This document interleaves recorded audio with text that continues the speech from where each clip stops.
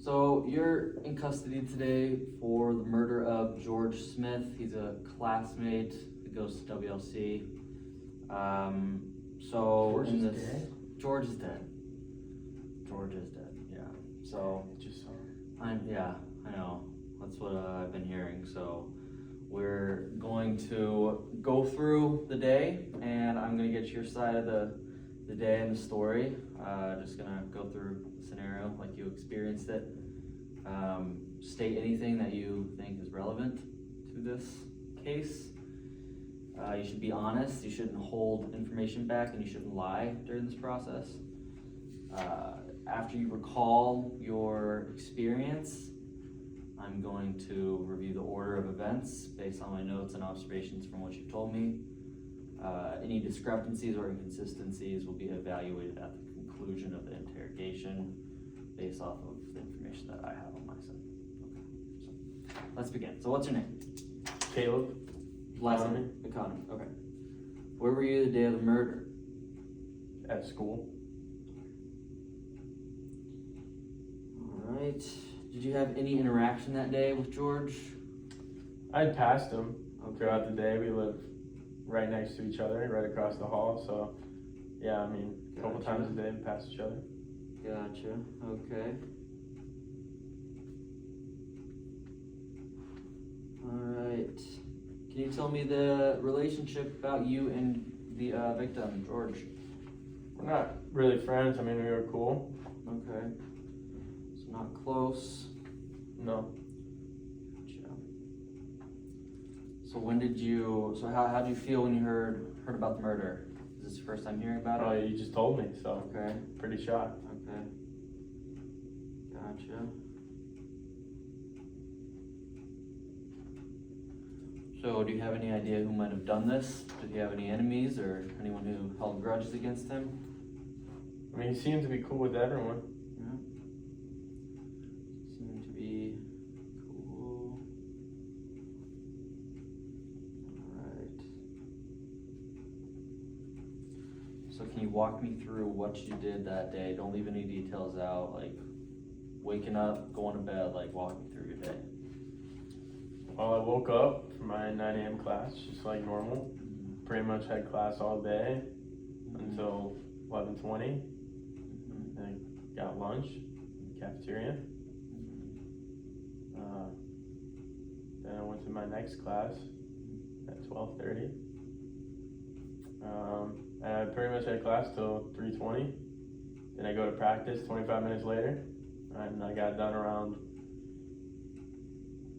maybe like 6:30. Okay. Went to the cafeteria again to eat.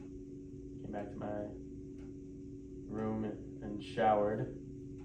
Okay, when did you get back to your room after eating? About 7:15. 7:15. Showered. And I was still kind of hungry, so I made some more food. And I just started cranking on my homework. And Alright.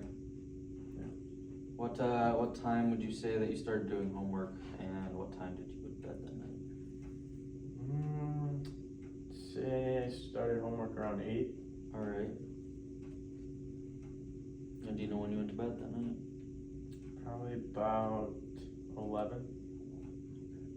Were any of your roommates there with you? Could they attest to your presence of you being there? Just my one roommate. Your one roommate? Okay. So he was there when you got home from practice and showered and went to bed? Yeah. Okay. Okay, and you said you had practice at 6:30, so there were people there with you? Yeah. Alright. Sounds good. Was anyone with you when you were doing homework after? Oh yeah, never mind, okay. Alright, I had a little discrepancy in my notes there, okay. So, where were you in the area of the crime scene? Were you in that area at any point? So he was murdered in his room? Were you in his room or No. by his room at all that day? No? I mean, like I said, I live across from him, but Mm-hmm.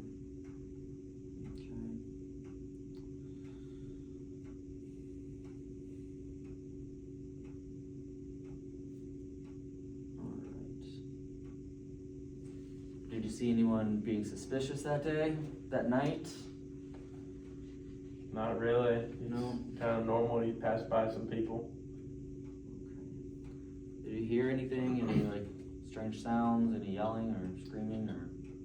I think I heard a little bit of yelling, maybe some loud music, but that's pretty normal, especially from that room. Gotcha. About what time was the yelling and loud music at? Maybe around like 7:45, 7:30. 7:45, 7:30. Alright, so.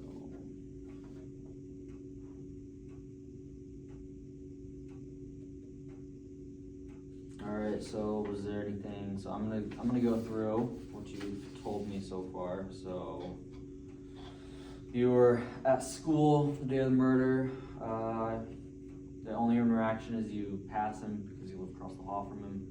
You're not close particularly to George, and you know when I told you, you seemed a little shocked. Any idea who might have committed it? You said no because he seemed okay with everyone. So your day, got up at 9, had class until 12:20, had lunch, went to your next class at 12:30 to 3:20, and then you had practice 20 minutes after that at 6:30. You went to eat at 7:15 in the caf. Then you got back, you showered, did homework from 8 to 11. Does that sound about right? Yeah. And your roommate was there when you showered and did homework. Anything else you'd like to add to that? No. Alright. Any questions or concerns regarding the investigation or anything? Why am I here? Right here? Well, I will get to that, but you're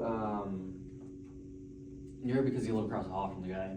Yeah. And so we're gonna do the same interview that we're doing now to your roommate, and get his side as well. Any information that you think might be relevant to our investigation?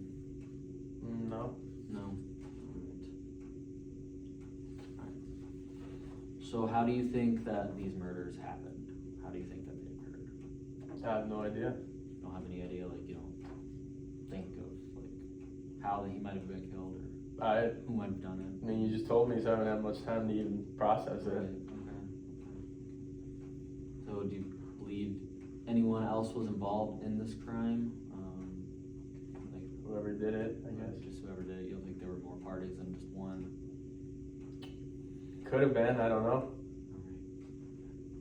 What punishment do you think, what do you think the punishment should be for the person who committed the crime? I mean, it depends, I guess, if it was an accident or not. Okay, what do you mean by that? Like, I don't know, like, George was always playing loud music and always yelling, and, you know, people always got mad at him for that, but they were still kind of cool with him, you know, so, you know, maybe someone got in a fight, I don't know. Okay, do you think the person should be sentenced? Do you think the person should community service, or what do you think the punishment should be for this guy? You know, I'm all about second chances, maybe like community service or something. So, can you explain to me why you think you're not a suspect right now? Well, I just told you my whole story, so like. Okay. So you think that story gives you an out? Yeah, yeah, it was, yeah. Okay. So we've gone through your side. Now I'll give you some information that I have in regards to this scenario. So, as you know, probably know, I don't know if you know or not, but Aspire has cameras, multiple on every floor. So we've already gone to administration, we've talked to them, and we've gotten camera footage. And we have footage of who we believe to be you going into that room about 7:40 that night with a pan, with a kitchen pan. Okay. So, yeah. Anything to say about that, or? Yeah, I guess I forgot I went in there, I guess, yeah, Mhm. just to tell him to turn down the music. So did you bring a pan to threaten him, or was it his pan, or what? Like I said, I was gonna make more food, so I was just, Okay. you know, about to cook, and So I you just had the pan. kinda had it in my hand, and I walked over there anyway, so, Gotcha. yeah. I would never hurt anybody, though. Right, Yeah. right. So we have looked into the whole pan situation, because it was found at the scene of the crime. Oh, Did not carry the pan with you back into your room at about 7:50. Is when we got you coming back into your room. So the pan was still there. And we did pull fingerprints off of the pan. And we do have a match. So I'm gonna need to get your fingerprints after we're done here to see if any prints match or anything like that. well, it was my pan, so you know It was your touch pan. it all the time. Right, it was your pan. But we also have some shoe prints going in and out of the victim's room. Yeah, like I was in there. I told him to check out Right. music. You know, I didn't kill him. Okay. You know, I wouldn't do that. Just try to get through school. Like I want to be cops, and wouldn't do that. So George's roommate, found blood on this pan and took a picture of the pan because he was, obviously confused. So we have reason to believe that the pan was used to kill George. And based off of the evidence that we do have, you are the primary suspect in this case because you were going in and out of the room that night with what we believe to be the murder weapon at this point. His autopsy showed blunt force trauma to the head, and the pan would cause blunt force trauma. So, I know that this isn't easy to do. When you're young and you have a long, future ahead of you, long career. So I'd like you to be honest with me and add details that I think you left out to your statement, because things that we have do not line up with your story, because we have camera evidence of you outside of your room after you've come back from dinner and before the time you said you showered and started homework. So, and I think that if we interviewed your roommate, they would attest to you leaving the room as well that night for a short period of time. Unless you talked to them, I don't know, but we have evidence, so. Look, it was on accident, I swear. I went over because he was playing super loud music, and he always does it, and he always is yelling, and he's always being so rude. I needed to start my homework. I just wanted to eat, so I went over. I had the pan. I was just telling him, just trying to knock on the door, and then I came in. I was telling him to turn it off, and he just got so mad. He called me like lame and stuff, and I just got so mad too. So then we started like pushing each other around, yelling, and then I slid the pan and I hit him. I didn't mean to hit him that hard. He just went down. And I panicked and I ran away. Yeah. Yeah, we have. It was on an accident though. We have talked to some neighbors, and they heard yelling and a loud thump on the floor, some might say. So yeah, that sounds about right. And we have evidence of you going over at 7:40, coming back at 7:50. So, and that period of time kind of lines up when you said suspicious music, loud music, and yelling music. So that adds up there. Thank you for cooperating. Well, I'm gonna go talk to my officers, superiors, and I'll be back in a second, okay? Just hold tight, thank you.